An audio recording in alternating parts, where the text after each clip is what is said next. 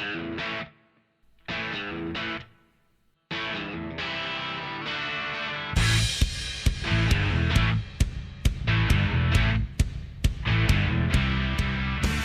and welcome back to another episode of Free Kick, the Fantasy W podcast. I'm your host Jono, and look, let's get into our wrap of round two. The Free Kick team has been absolutely pulled straight back down to earth after a very, very solid round one. Things have not gone quite as well in round two. I'm going to check in with our co-hosts. Liam, do you want to start us off here? How did you go in round one? In round two, sorry. All bad. All very, very bad. Only scored a measly 985 points, a round rank of 1,500. I don't think we need specifics at that point. It's bad enough. And I've slipped exactly 200 places to 224.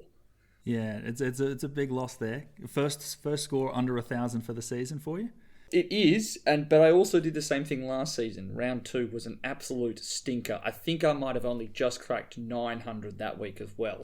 You definitely weren't alone down there. I was actually our worst scorer for the week with a 951. Absolutely putrid there. And I've got no one to blame except myself. I think if I hadn't traded at all, I would have had about 100 extra points on field. So I think that was consistent across all of us, though, to be honest. Yeah, it was pretty atrocious. But it was good that I could, I was away this weekend up at Mount Buller, so good to head out and ski and just forget everything behind me. That was really nice. Will, we might jump over to you. How did you go for the week? You know what? I was feeling a bit down on myself, but in the end, I actually pulled through and got the highest score of the lot of us. So I got 1,078, which was better than my score last week, for a round rank of 412th, and moving up in the overall rank to 452nd. Consistency is the key, I reckon, here, and I'm slowly working my way up. Not bad. The only one of us to move up rank, I think. It's a good effort. It's a good effort. Yeah, very happy with that. Yeah. And finally, we've got Mel. Mel, you were our top-ranked coach last week. How did you back up your third-place performance? Yeah, look, I'm still top 50, which I'll take, but I've definitely slipped. I came out with a score of 1,022, so not too great, meaning my overall rank was in the thousands as well. But I'm just very thankful that I had such a good week one, because it means I'm actually still decently ranked after round two. But I think I'm going to be going some specky moves this round to hopefully keep me up there. It does show that, once again, there's not many points between the ranks, because there's only 50 points between you and my score, and that's 600 round rank. Yeah. Anyone's game. It's very early. Very early times. A fifth of the way through. Absolutely. We also have our Free Kickers team, which has come in and outscored me this week, which is not a great feeling. Yeah. 978. And look, a lot of that came down to the Hawks captain, Tilly Lucas-Rod, scoring 120 plus for them. So, if I have to lose to the Free Kick team, I'm happy for that to be the reason why. If you wanted to keep your rank, it seems as if par this week was around 1,050. I think if you were in a 100th spot last week and you were hoping to stay in a 100th spot this week, you needed to score 1,067 points to do so. So I think only Will is the one who topped that this week. Woo, so above par. Hold on there. Huzzah. For everyone out there, you're currently looking to chase down the Gorn Stars sitting in that 100th spot marker. So good luck holding on to that. And congratulations to Conti Roll, who's currently sitting in first place at a very nice score for the week. All right, let's jump into who got our plus threes and minus threes for us this week. Liam, do you want to start us off? Who's your plus three for the round? My plus three goes to the one and the only, and I think for the second week in a row, Piggy Parker. Elise Parker coming out against a pretty tough to score against Brisbane and just deciding that she wanted the ball more than everybody else. It was a treat to watch. Yeah, I think Parker was an absolute unit on the weekend. Just all those cheap kick marks. She runs so hard for them, and I love to see it. On the other side of things, though, who was your negative three? It was one of the players that I was tossing up trading last week, and that's Georgia Patrikios, coming off a 70 score against an expansion side on a pretty horrendous ground to try and score on. And with what looked like a decent enough roll, I held, knowing that there was still a lot of value potentially there. And then she serves up a stinky score in the 50s. Did not look like she was really up for the contest in a game that was, by the second half, just a cakewalk for St Kilda. They were just everywhere, all over the top of Hawthorn, and Georgia had no part of it. Yeah, you really expect better, because a lot of the other Saints midfielders were getting a lot of it as well. So pretty disappointing there. Mel, how about yourself? So I gave my +3 to Tani White. So I brought her in last round, and I'm really glad I did because I loved her. I loved watching her in season 6. Loved having her on the pod in the off season, and was really happy that I brought her into my team, mostly because I just get so much excitement out of watching her. The reason why she's got my +3 is because she was one of the only ones that did over 100 in round 1 and actually backed it up with a decent score in round 2. So her getting a 92 in round 2 and Parker 126 in round 2 were the only ones that really impressed 2 weeks in a row, because you've got your Hoskins that was disappointing on 49, McAvoy on 42, Maloney on 29. So I'm actually really glad that out of the high performers in round 1, I feel like I picked the right one at least for now. Who did you not enjoy watching this week, and who was your -3? Yeah, so it's got to go to Carney, because when I was making my team initially, I was tossing up, do I go Schleicher, do I go Carney? I went Carney, and I'm starting to think I picked the wrong player because she's not doing so well, and I also, really enjoy Schleicher, so I picked the player I liked watching a slightly less on field, and I think that karma's coming back to bite me, so not sure what I'm going to do with her this week, but yeah, not loving it. Yeah, that early season concussion really did a number on a lot of coaches. Will, how about yourself? Your +3s and -3s for the round? Like pretty much everyone, Elise Parker. I am so happy with how she's going. I've been talking her up all preseason, and to see her come out with 200 scores just warms my heart. But just to be a bit different, my other +3 was Ash Riddell. The only reason I didn't give her the first +3 was because I foolishly didn't make her my captain this week after her 71 last week. But to see her back out there, getting the kicks, doing everything, really filling out that stat line made me very, very happy. You'd be one of the few people that can actually put her in your +3, because I don't think she was that highly owned. Yeah, I think that most people went for the Adelaide big guns, so that was part of the reason I picked her in the first place. Always nice when a unique goes well. Indeed. How about the other side of things? The other side of things is basically a repeat of last week, which is I decided to trade out Mon Conti to get some money by bringing in Jackie Austin. And while I still think Jackie Austin's going to be a good player for the rest of the year, to go from the 105 of Mon Conti to the 33 of Jackie Austin really cut me deep. And much like we were talking about earlier, if I hadn't have done any trades, I would have been 70, 80 points better off as a result. So that one hurt me. Yeah, she was phenomenal, Mon Conti, against Adelaide. Almost got them over the line. Oh, absolutely. It was the reason I picked her in the first place. She's just phenomenal to watch. And I was just worried about her losing money, and to be fair, even with 105, she still did drop a little bit of money this week, but I probably would have preferred the 105, I'm not going to lie. Yeah, well, I've joined you there. My -3 is also going to go to a Port midfielder, Maria Maloney, who came in and plopped down a 29 on the field. That was awful. And worse still, I spent all week talking up Tamara Smith, how she's a tackling machine. If she doesn't have those 8 free kicks against, she's going to go well. And she did. But I put her on the bench because I brought Maria Maloney into my team. I reckon you're not going to be alone there with Maria Maloney. I think she was one of the most traded in players this week, so a lot of disappointed coaches there. We're going to have a big discussion about the Port Adelaide team a little bit later on. On the other side of things, I mean, I'm not going to keep harping on about Elise Parker, so I might switch my +3 this week over to Jazz Garner. Jazzy. When you pay up for your F1, you're really hoping that they deliver, and Jazz Garner has done exactly that. I think she has 20 coaches' votes at this point and is just flying. Yeah, I spent all of that Friday night bemoaning picking Garner as captain over Riddell, to which the rest of you very rightly said 92 is an excellent captaincy score. So I can't complain too much. But yeah, Jazz Garner absolutely doing exactly what you want for that very highly priced forward. Yeah. I love, Will, that you're having a whinge about your captain, even though they were the 15th highest scorer for the round. I will have a whinge about anything, Liam. You should know this by now. The pick was fantastic. It was just so frustrating because, once again, this was one of those cases where if I'd just done nothing to my team, I would have done better. Because I had Riddell as my captain last week. Sounds like Jono in the final round of AFLM last week. Oh, let's not talk about that one. Let's I not talk know. about that one. That's Just from the top rope! just decide to throw a grenade in there. So Yeah, I think I've made like 6 worst trades for 6 rounds in a row now. It's doing my head in. I can't get a call. Mel, the man barely cracked 950 and you're coming from just... Oof. Kick a bloke while he's down, why don't you?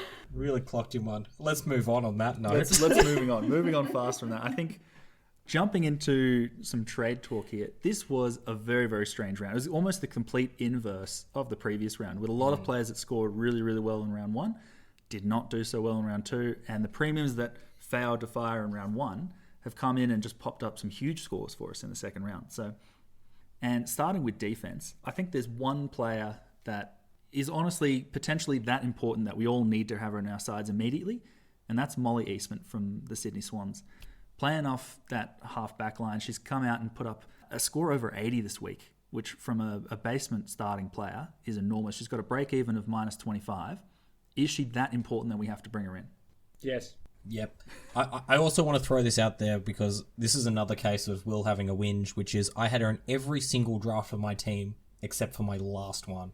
And I absolutely hate myself for taking her out of there because she, as you say, Liam, is... You just got to get her. Like, at this stage, she is quite clearly the best defender rookie we've got. Yeah, and it's also the fact that she had 5 kick-ins this week and she played on from all of them. That is a perfect, 15 extra points. And after she did 4 last week, doing exactly the same thing, that role is definitely there. She's clearly the player that City want to have the ball coming out of the back. And then it doesn't go much further outside of that and then come straight back in. So she's just been everywhere in those first 2 weeks. And it isn't against 2 particularly dominant sides either, I anticipate. It's something that will continue. The role certainly feels a lot safer than a few of the other highly traded rookies from last week. Isla Sheeran's gone from a 73 down to a 29. Oh, It's been a bit painful there. 26, in fact. 26 even. Oof. Well, look, my question here is, who are you moving on from a defensive rookie to bring in? Because last week, I thought Erica O'Shea, not the player that you want on your team. She's done very, very poorly with a 17. Traded her out for Isla Sheeran. And then she's gone out and put up a score over 50. So who are we actually comfortable moving on? Just to go back, I'm actually just going to take the opposite stance here because I feel like I didn't jump on the Maria Maloney train last week when everyone was like, absolute must-have. Her ownership went up almost 14% last week off the back of that one game. If Eastman does the same thing and then potentially flops, yeah, she's got that cash gen option, but she's already quite highly owned. She's going to be even more highly owned, and then potentially knock out half of the league. So at the moment, not actually planning on doing that. I might regret that later, and I'll do it the week after. But I'm interested by the fact that you think that not bringing her in is this potentially the safer option in case she flops, because if you bring her in and she flops, everyone flops with you and makes money doing it. Yeah, exactly. She literally has to just play and she makes money. She doesn't have to touch the ball. But if she plays and she plays well and you haven't brought her in and everyone else has, then they're taking off in terms of cash generation way beyond you. So I would have thought the risk is that you fail with the rest of the comp or get an amazing player rather than everyone else gets an amazing player and you get nothing. The only thing I'm going to say to support Mel here is that I am planning on bringing her in, and that's usually a bad sign. So that's what we'll see. I guess something that I think, Jono, you're about to get to is who are you going to take her to, who are you going to get out of your team to bring her in? And there's been some players this week that we've all sort of got in our teams that are prime candidates to move to Molly Eastman. So do you want to talk about that, Jono? I think I'm very uncomfortable moving on a lot of rookie defenders at the moment. Some have scored well in one week and poorly in the other. And I suppose the question is, which way are they going to fall? So take Erica O'Shea as the example here. In the first round, North just destroyed the Gold Coast Suns, and the ball barely was in their back half, so she didn't touch it at all. Next week, they play Melbourne Demons. They're a very highly contested game, balls come up and down, and she actually looked fantastic. She's an amazing tackler for her size, and I think if I hadn't traded her out, I would be very happy with her right now. Yeah, basically the opposite of Vicky Wall, where she looked super in the forward line for North, but when the ball wasn't down there as much against Melbourne, struggled a bit. So there's probably some underperforming players in that middle price bracket that you'd probably be more comfortable with. An example of that is Meg McDonald, who she's started the year quite well. The reason she didn't score against Freo was the ball was just not down there at all for pretty much the entire game.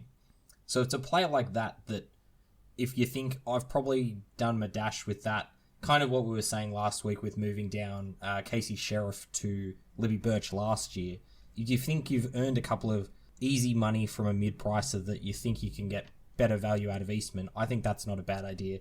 And unfortunately for you, Jono, as both a Hawk supporter and possibly her biggest supporter, there's a really big one in that Hawthorn backline that I think you're going to have to move on to possibly Eastman. Well, there's a few underperforming defenders across the board, quite frankly, but the one here, Lou Stevenson, unfortunately did an ankle injury very early on in that first quarter, only put up the score of 3. And gave away a free kick on it as well.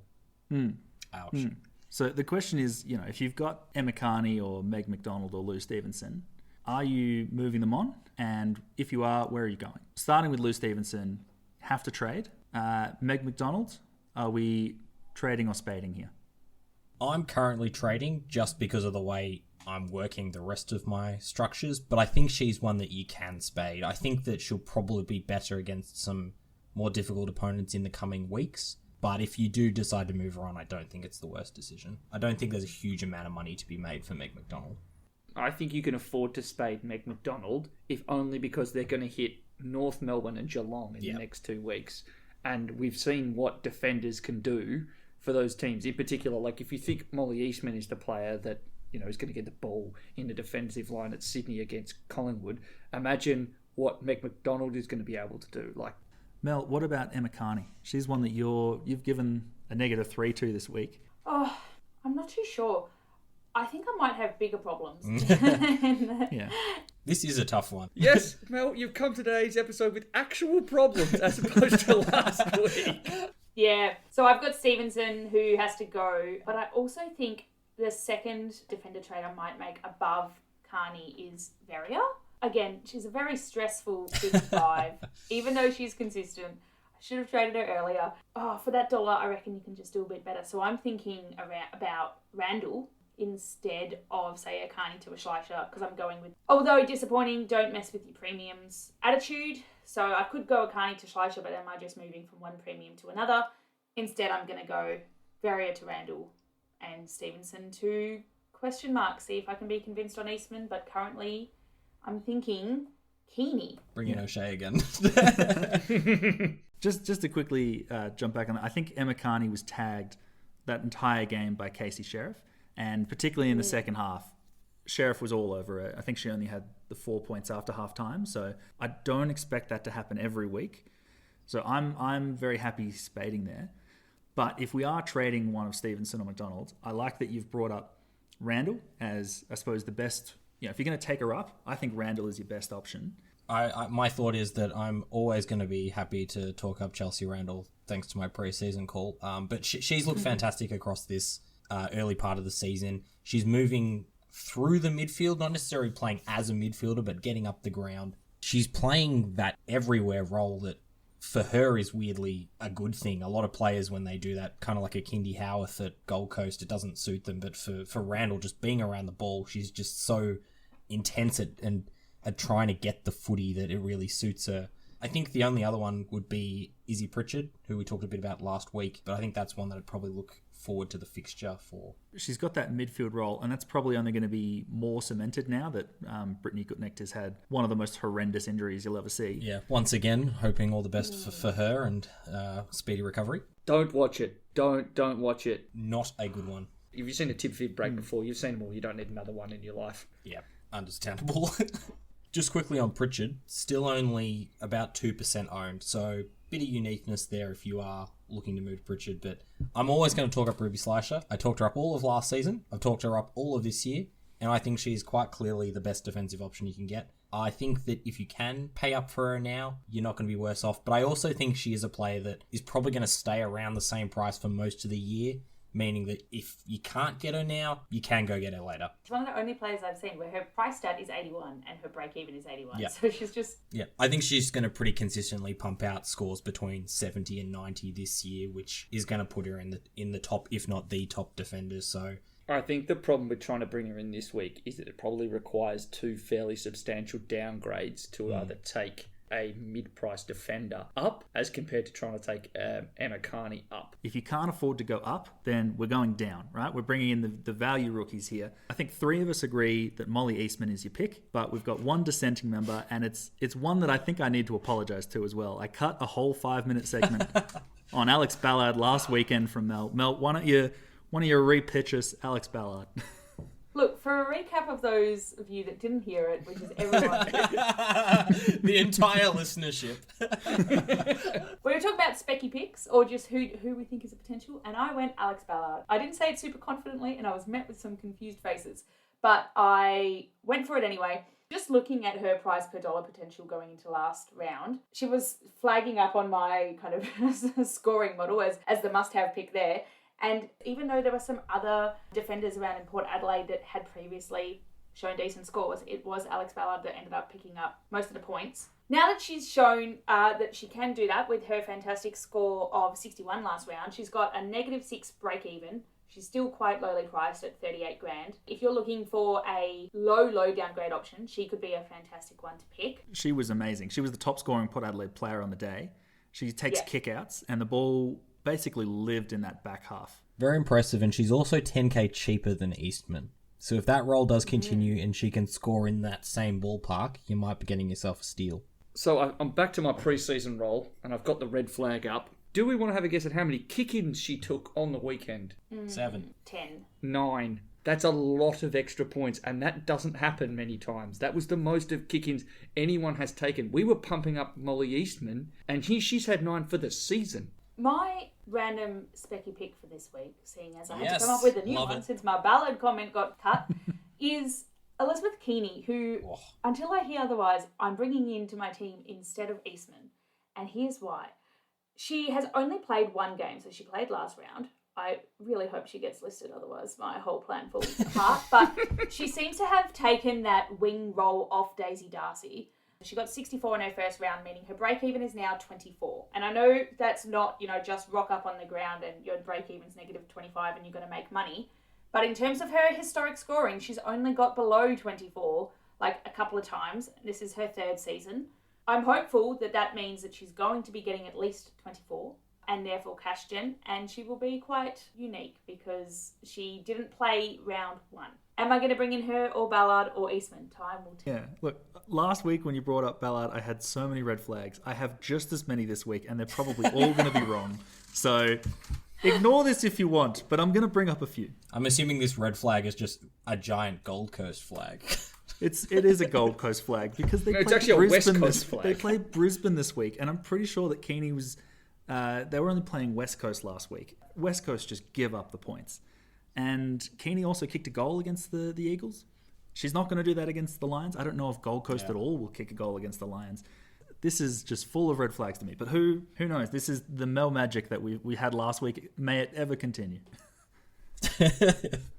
Just another flag on that 24 comment. In the 5 games she had played previously, she had scored 24 or below 4 out of those 5 times. I love Bess Keeney as a player. She was vice captain of the Suns in season 6. I think she's an excellent defender/winger. I'm hoping Mel's magic can come through here, but I have my doubts. I can't wait for us all to be proven wrong. You know what? I'm gonna back it in. Let's do this. 3 from 3. Let's go. You're both bringing in Keeney. No, he's just verbally back. he's definitely verbally not back. I'm doing verbally it. backing her in. I barely back myself in, Liam. So Okay, moving on. Yeah, let's move on to the midfield because this was the return of the back your premiums. Don't trade premium. every year, every single bloody year, I do it. It always hurts me, and it just I have no words for how much I hate it. I knew Mon Conti was going to be great. That's why I picked her. And then when she scored 1 poor score, I'm like, well, see you later. And lo and behold, she scores 100 the week after. Will, do you remember the chat we had about this time last week where I said, why don't you just listen to yourself say to your future self why you're a bad coach and why the hindsight pick was correct. I told you that past me was going to tell future me that future me was an idiot, and I was right. because he was right. I just love a Specky too much, I think. I think that's the biggest problem for me. But yes, back your premiums, especially in the midfield, because one poor game does not a season make. Pretty much all of our premiums managed to fire last week. My question is on the flip side of things. We've looked at a lot of value players to come in last week, and a lot of them have really failed to fire. You've got Jackie Yorston coming in with a 33, Maria Maloney with a 29. These were two of the top 5 most traded in players for the round. Look, if you have brought in, let's say, a Sarah Hosking, one of these 2 Port Adelaide mids, or someone that had fired in the first round and has failed now, are we backing them in for another week, or are we just immediately backflipping on our decision there? If we go back to something you said earlier in the strategy episode around how our trades would be broken down, the fact that we only had 30 of them, I feel like backflipping wasn't a dedicated portion of our trades. We did get 6 fix-up trades. Mel, 90% of my trades are backflips, so... and that's why I wasn't on the strategy episode. Your first 2 rounds, I think we're still in the fix-up, get your team to where you want it to be.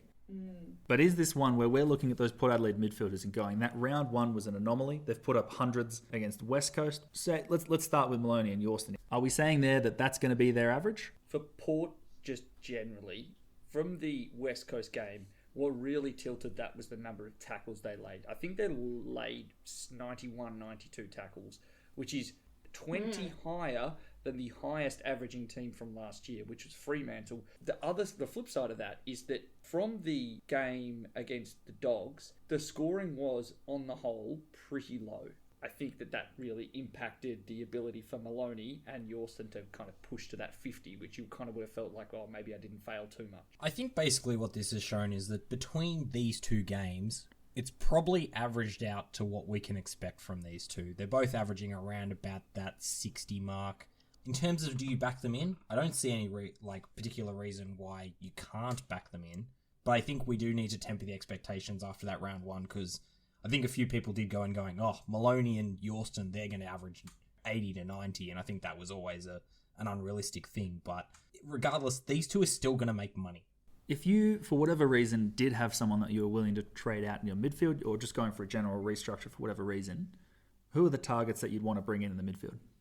I think there's a few lower price premiums that are still providing a little bit of value. Elise Parker is probably now just edging towards the genuine upgrade as opposed to middle tier. So if you're trying to get her in, now's probably your last chance before you really have to pay up. Another one who scored really, really well this weekend was Ellie Drennan. We know she can go really big. Got a tougher fixture coming up though, Brisbane this week, but priced at around that 85 mark could be an interesting unique pick. I'm not actually too worried about Drennan playing the Brisbane Lions, just because she plays a very similar role as what Elise Parker did, and Parker just came out and put up 126 against them. Yeah, true. It's more the outside players that I'd be a bit more worried by. True. She does have that ability to play both inside and out, so I think she's as likely as any player to put up a good score against Brisbane. You can go for a few of the lower priced options in Nina Morrison, who's not playing the most fantasy-friendly role, but Geelong are scoring pretty well at the moment. And Jono's basically made me say this one because this is the one I've been super keen on, is Michaela Cowan from Collingwood. Priced at 70, scored an 80 this week in her first game back from an ankle injury. Currently owned by 0.1%, so a very unique pick. So one I'm certainly considering if I do want to go Yorston to a higher value player. Conti's also looking pretty good. Conti always looks pretty good. I will say that. Hang on. Did we just do a segment saying, probably don't need to trade them out, they're probably just going to average what they need to average? And Will's like, I'm really subscribed to the theory, like Jackie Yorston, she's averaging about 68 over these 2 games. Like that's probably what we reasonably could have expected for the season. She's out. Look, I think that you can possibly get up to from one of those 2 to a good premium, or if you think a player like a Drennan or a Michaela Cowan is the one for you, sure, do it. But Maloney and Yorston are going to keep making money, so I don't think you can go wrong with keeping those 2 in your team, even after the weekend that they had. Yeah, I do very much like the Michaela Cowan pick, and I'm glad that we've made you say it. There are no secrets on this podcast. Just before we move on, is Elise Parker a must-have, given in her next 3 games, she will hit Sydney, and then she moves on to West Coast. I mean, I thought Elise Parker was a must-have at the start of the season, personally. That's how keen I was on having her in my team. So if you can get her in at this stage, I think it's definitely worthwhile. But kind of like what we were saying about Slisher in that back line, moving around the money in that midfield's going to be tricky. We haven't really made enough money. You could go up from a Patrikios, who is Oh, one of the for most sure. highly owned players. That's just over 30k that you'd need to find from somewhere. And I think that's probably the only play. Unless you've got someone else in that price range, I think anything below a Patrikios, you're going to struggle to make the money up there. I think it's almost, you're going to be trading to bottom price players in the hope that they play later. I'm surprised that Patrikios is still, as of right now, 32.7% owned. I definitely thought she would have been a very high trade-out target after last week. She just wasn't the biggest problem.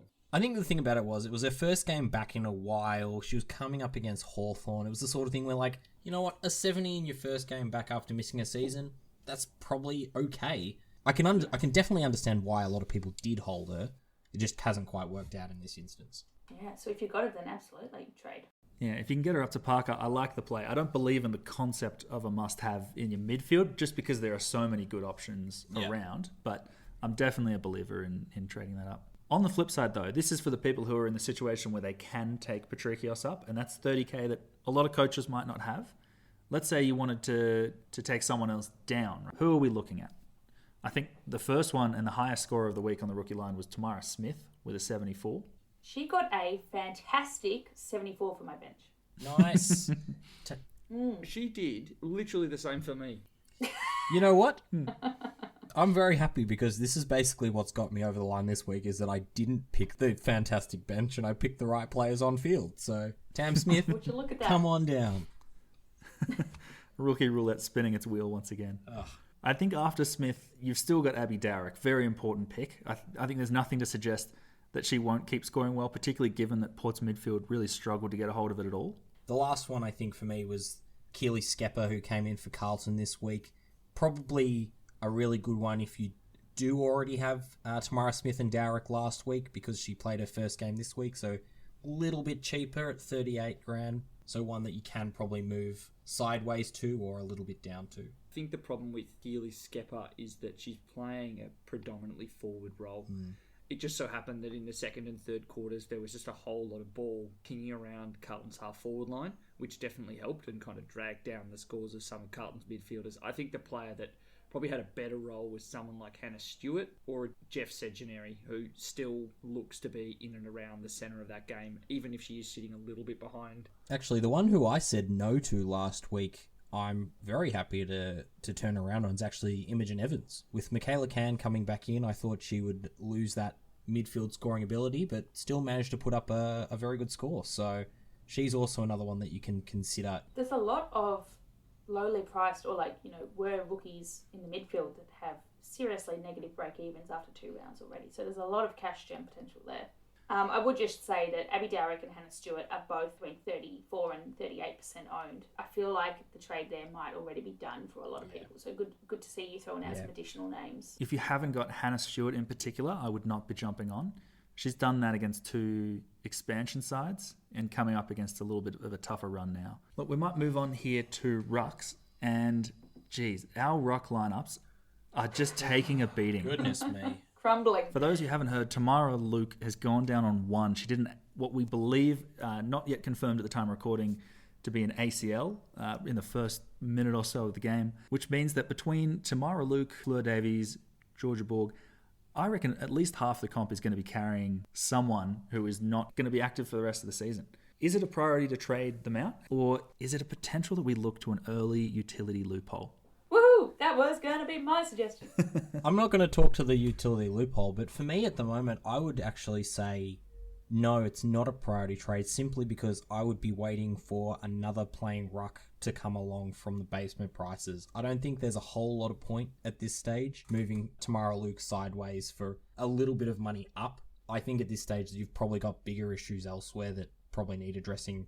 I think that having someone earning you 0 cash after round 2 is a big problem. We saw last year that once you downgraded one of your rookie rucks down to someone else who started, you still had time for them to make 3 weeks worth of cash. And I still see there being value in Cambridge McCormack, if only because there is no one else at GWS to take her ruck minutes. Versus the Wales twins. The Wales twins are both splitting substantially with other rucks and are getting physically dominated.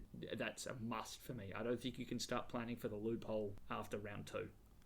I don't think there's any doubt whether Cambridge McCormack is going to come in and score decently for your R2.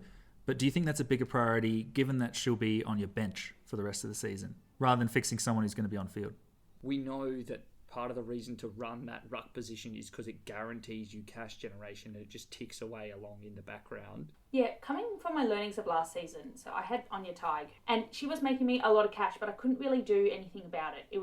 So cash gen in your R2 is a great idea, but to me it's not the most pressing thing. If my R2 is not earning me cash for 1 week, when I don't, Cambridge McCormack is the only real potential that I see to trade to, given I've already got McGrath, I'm happy to leave her there for, not the whole time, but 1 to 2 weeks. I don't need to be making a whole lot of cash gen because I'm going to be trading her down to a non-playing ruck for the utility loophole and then spend that extra money putting a better person on my utility. I wasn't really planning on doing this move if it wasn't for her not playing. I do agree that it's a bit early to be playing the utility loophole here, but it's kind of happened nicely for me, and it just sets me up for when I do want to do that, I don't have to trade out someone that I'm attached to because she's already... I think the unfortunate reality, at least for me, the way I'm doing it this week is I'm going to get more cash gen using other trades elsewhere.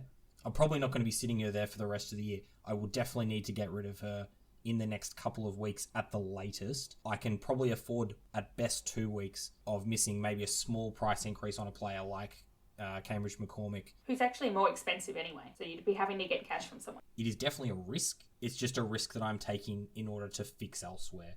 I might just quickly explain, for those who haven't heard what the utility loophole is before, I'm just going to run through how you would make it work for your team. Unlike the men's fantasy game, we've got a very different bench set up here in fantasy for the AFLW. If you've got a player that misses, your bench automatically covers it, and if your bench misses, your utility covers them, right? So it's an emergency for your emergency. So if both your first on-field ruck didn't play and your ruck emergency didn't play, then whoever your utility is will then fill in those points for the round.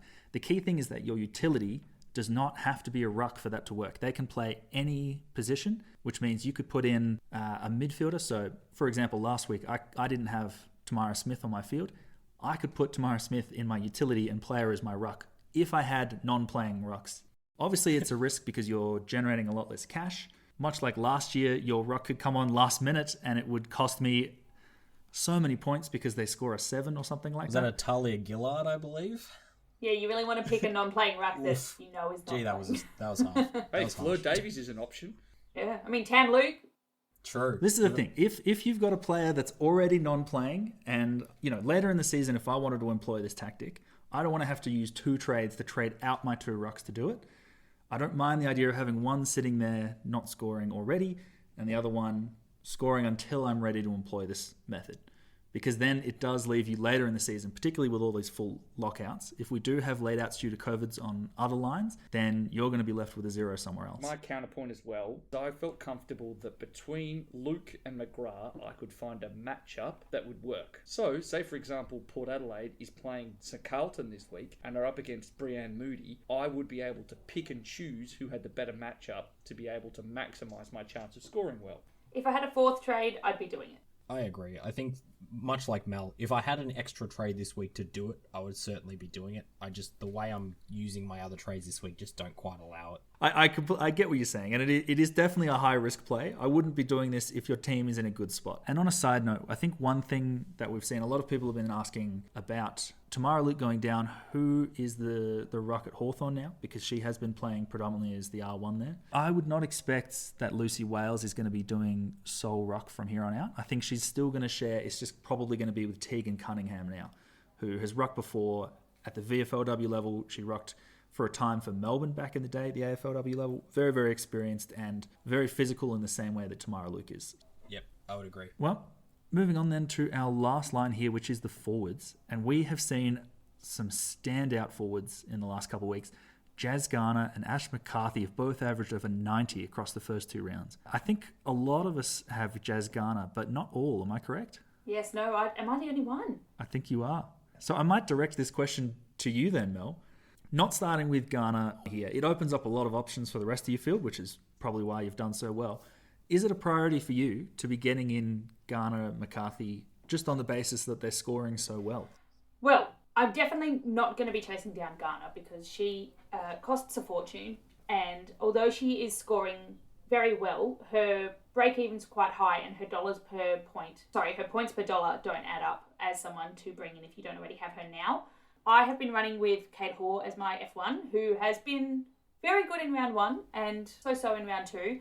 But I think now that she's worth about $100,000 and has got me some decent points, I'm thinking of upgrading from Kate Hoare to Ash McCarthy, who's slightly more expensive but has a much lower break even. So she's going to be generating money no matter what she does, given her break even is 47. I mean, she has to get 47, but that should be fine. That's a nice little clip there for next week. And she's running off a season average of 92, which is the same season average as Jazz Garner, even though she costs about $40,000 less. So I am going to be upgrading my F1 this round, but it's not going to be to Garner. I think if you started with her, fantastic. And I said in the forwards app before we started, if you don't start with her, she's probably going to run away from you and you're not going to be able to get her later. That's what's happened here, but I'm not spewing about it. Quick question for you here. You're jumping off Kate Hoare, and she is the 6th highest averaging forward right now. What's the logic there? Are you worried that she's going to have a bit of a downturn? I think she is probably going to stay at around the 6th highest averaging forward, which is fantastic. But I think one of the 2nd or 3rd highest averaging forwards is going to be Ash McCarthy, who is right now almost on price parity. So I think Hoare might be at her consistently high ceiling, and I'm just hoping to do a little shuffle over to someone that I think is going to go up even further.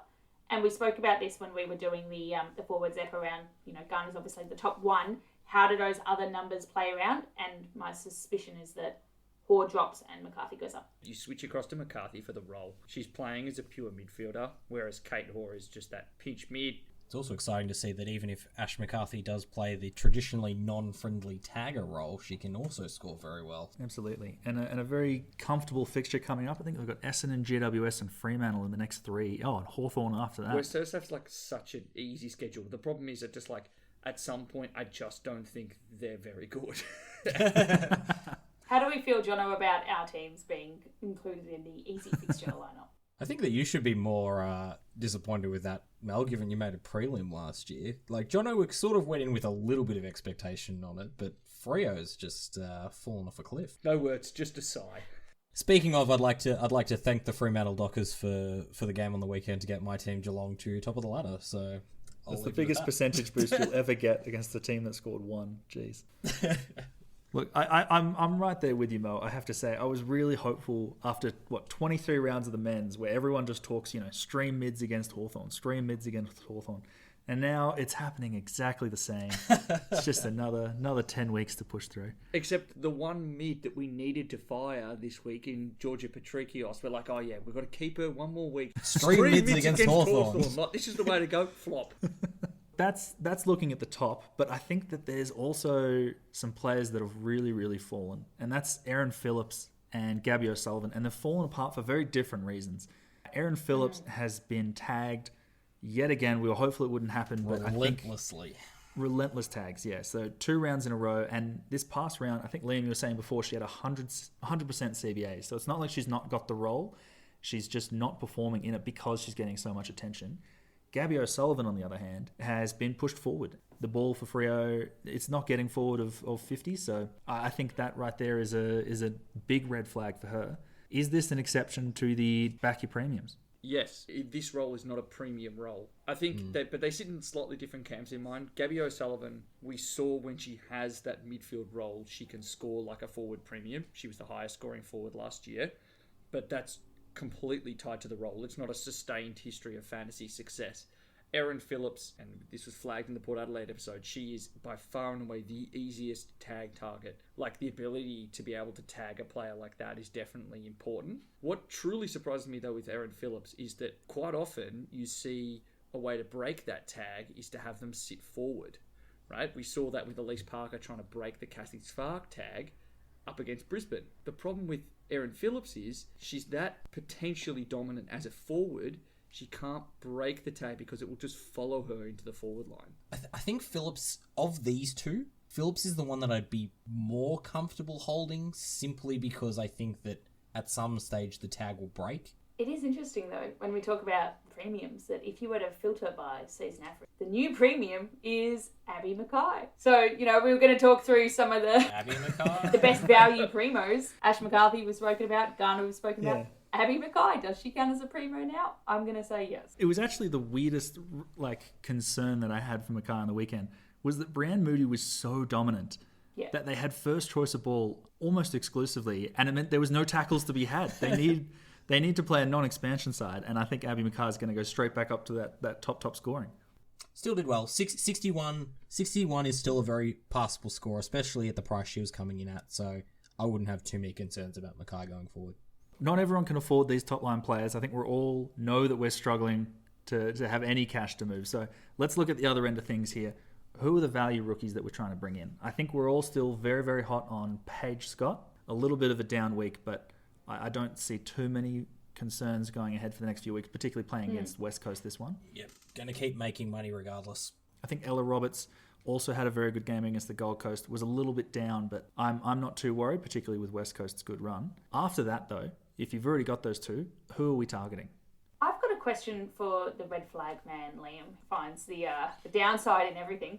Heidi Woodley plays for the Bulldogs, forward, priced at 35.4 grand. She's got a break even of -5, very lowly owned. She's coming up there right next to Gabby Newton. She's one I didn't see coming up there, maybe because I'm not a big Bulldogs fan. Is there any red flags around Heidi Woodley and why you wouldn't pick her, given she's 30 grand cheaper than Gabby Newton with probably similar stats? Because she scored 13 in round one, and quite often that's indicative of a problematic scoring pattern. Even for your bench? I think it's not a bad option. I think it's the worst trading option. I think I prefer Riley Wilcox from the Dogs. Wilcox is the one. She looks really She's good. the one I'm keen on. She's playing a clear role on that wing. Scored a 45 and then a 55, I think it was. So consistently in that range where if you need her as your M5, you're going to be pretty happy with that. Otherwise, making your money on the bench. I think if you've already got a lot of these players and you are looking for a downgrade option, Woodley's not a bad one, especially because kind of like what you said, Liam, with that 13 in round one means that she hasn't jumped up in that price and should jump up in price this week based on the 68. It's just a matter of, as you say, Liam, a problematic scoring trend of up and down. If you were going to ask about maybe a slightly less problematic scoring pattern, but again, didn't have a great round one, I would prefer Joanne Doonan at the Doms. Dune. Who also had above 50% CBAs for the second week in a row and did look pretty comfortable and wasn't the player that they looked to push out when the Bombers brought Steph Kane into the midfield in the second half to try and put a bit of experience in there. I thought you were going to say Wall. Vicky Walls is in a similar boat, actually, because both of them have sort of had that one up, one down. Vicky Wall's the sort of player that we saw round one against Gold Coast. North Melbourne going well, ball in their forward line. She's going to score well. She's almost the opposite to Erica O'Shea, where it seems likely that if one of them does well, the other won't, simply because of the way they play.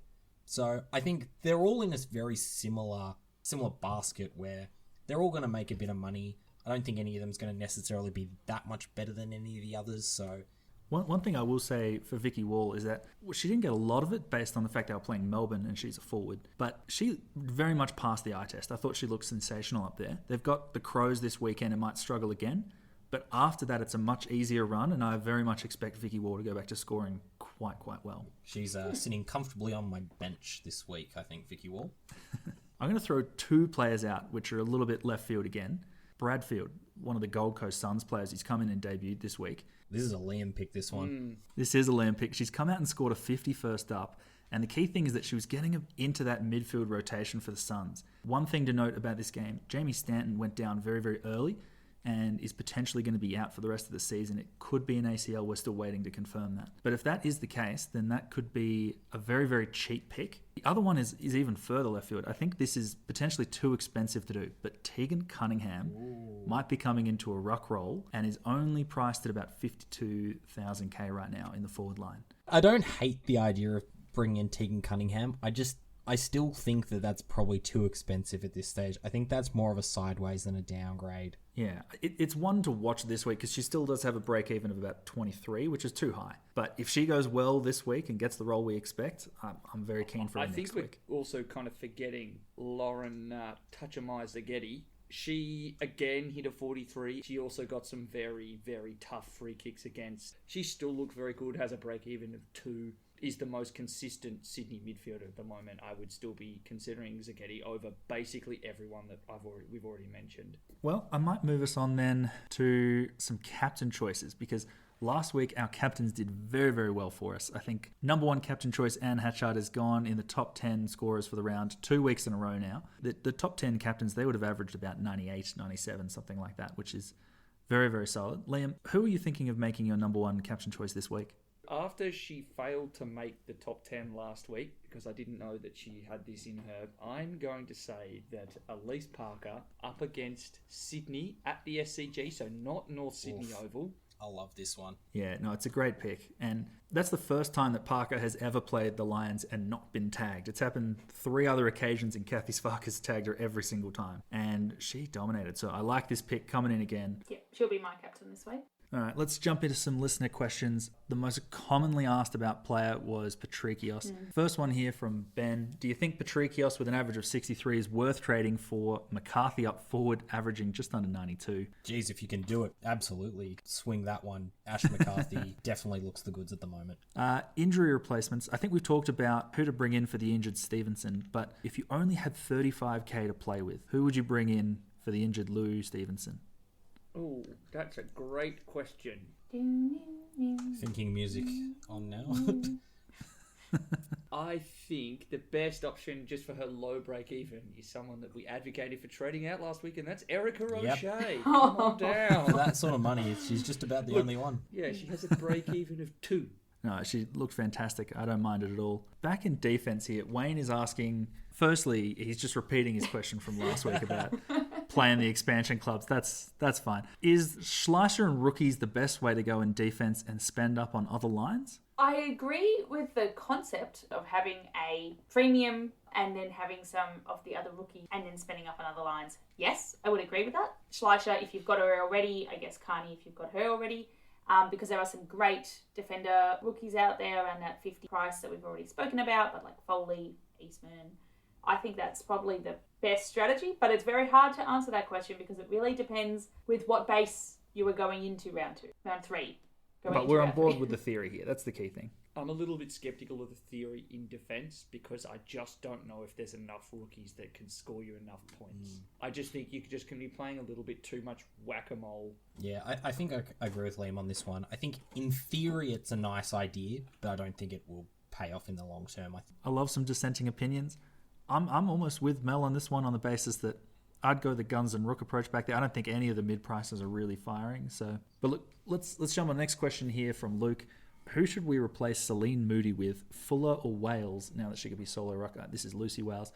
I think Moody to me seems a low priority to trade out just on the basis they've got a good run coming up, but we will need to trade her at some point. We talked a bit about how Cunningham will probably come in, so I don't think that that's probably the play. Moody to Fuller is something that I'm very strongly considering this week. Fuller has come out and started scoring very, very well, so her break even, I don't have it in front of me, but is very low. So I think if you are looking for a decent scorer with some money upside, Fuller's probably a good option if you are looking to trade Moody, but as Jono said, possibly not a priority given her run ahead. Her break even she has a 17. break even of negative, of 17. Negative 17. Jesus, just regular break even of negative 17. So I think with Fuller, if that is a trade that you think you need to make at this stage, Fuller's possibly one of the better options for you to make some quick money and maybe trade later. Her break even is 17, not negative 17. That was just Jono saying it incorrectly and then me You being heard a it. smartass. Your point holds, but not that You heard it strongly. here first. Olivia Fuller's break even is negative 300. Yep. For those of you that don't have Magic Up, no need. Just listen to Will. It's not magic up, it's making Yep. it up. I'm happy to make it up. I didn't even say that I had it in front of me. I was just saying she was a good money making option. So Next question here from Jake. Is Ella Heads an option in defence? Seems like she's taken the kick-ins and has a real crack, passes the eye test. She would be on field instead of Kennedy. Look, this is one that's kind of frustrating because she does take a good share of the kick-ins, not all of them, but a good share. She looks fantastic. She's actually not listed as a defender, though. She is listed as a midfielder. And there are potentially better midfield options for us. I think if it was up to me, I would have Smith and Darrick ahead any day of the week, but there's probably a few other options there. Bridie, Kennedy, Liam, trade or spade? She's a trade. This is an instance where I think the process was correct, just wasn't filled by Bridie Kennedy. No, I think that's fair. Like, giving her another week wasn't the worst option. It just hasn't quite panned out in this case. So I think if you still do have Bridie Kennedy, she's definitely one that you could be looking to move on. Hayden here has asked, is it worthwhile chasing the break-evens, moving Fleming to either Tamara Smith or I imagine that's Imogen Evans with my third trade? Or is it worth prioritising moving Steph Wales off his utility to someone else under 44k? I think Fleming down to Tam Smith is a great option. The other thing you could do is Wales to Evans. Evans is under 44k, yeah. I think those are your two options. Smith, I think, is the higher priority. I would go for Smith. But if you are looking to move a Wales out of your utility, Evans is the way to go there. The next question we've got here is from Anthony, best mid under 130k, which is very, very unfortunate because that just misses out on Alice Parker. Probably makes it more interesting to talk about rather than all of us saying Elise Parker, Elise Parker, Elise Parker. To me, you've got a few options at the top there. Tani White, Alison Drennan, and Madison Prasparkas jump out as the obvious three to me. Tani White has played against two expansion sides, and I think we had a bit of divisiveness when we were chatting about this a little bit earlier. I would worry that Tani White's going to drop away a little bit just on the fact that she's got Melbourne coming up next, and how is she going to fare against these better sides? But I think we might have some differing opinions here. Well, I've got Tani and I think she's going to do great, so I would recommend that. But I would also recommend one you didn't mention, which is Amy McDonald, Mac. who looked very good in the Geelong game. And I was spewing when you guys were talking about McDonald in that game because I assumed you meant that you had Amy McDonald. But alas, you were talking about Meg McDonald. But it gave me more attention looking at Amy McDonald. And I was like, yeah, I reckon she'd be a good Yeah, pick. for me, Amy McDonald's the one that I'm super keen on, not just because I'm a Geelong supporter. We talked pre-season about if she can get a few extra marks, which means a few extra kicks, she's a player that can move that average from an 80 up to a 90, and that is what we are seeing, at least so far. Yeah, no. She's at 136k, whereas we're trying to hit sub 130k. There was only one criteria and I ignored it. Well, my other one is the clear best midfielder under 130k is Brianna Davey. Problem is, she's not playing this year. So, I think in that case, I would probably say Prasparkas just. I just worry that she's going to come up against a tag in a few weeks' time. But right now, Prasparkas, for me, is the best option. That comment is for the 0.3% of people that own Brie Davey. Yeah, I agree. I would bring in Maddie Prasparkas. I would just temper expectations this week on the fact that she is going up against West Coast and we know West Coast run a tagger. Love it. Great. All right. Last final thing, guys. Let's chat our own trades before we go. For myself, I'm definitely doing a big backline restructure. So Lou Stevenson goes, Bridie Kennedy goes, and they're going to go to Chelsea Randall. Very, very hot on her form. I think she looks fantastic. And then Molly Eastman as well. Seems a big priority for me. And to afford that, I'm going to be taking Patrikios out of my midfield, taking her down to a midfield rookie, undecided whether that's going to be Imogen Evans or Keely Skepper at this point. In my current set of trade plans, I'm bringing in Eastman, a Ballard at the moment, even given my red flag. And then I've got about 136, 137k to bring in. I am very keen on Maddie Prespakis, if only because the run she has in the next 3 games. She's got 3 easy matchups. Given we've seen how she's been able to operate and kind of improve her game as the number 1 option at the Bombers, I think there is still some room for improvement there. She can push 100. And given what she's priced at, I think that's where, if I do stick with this structure, that's where I'll go. Mine's looking very similar. The double shuffle in the back line. Stevenson out, Berrier out, Randall in.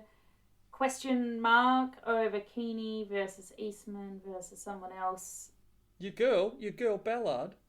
Or Ballard, yes. I'll decide how specky I'm feeling when I have to lock in my trade. She's just tried to butter you up and then say, joke's on you, I'm actually not taking her. Oh, we'll see.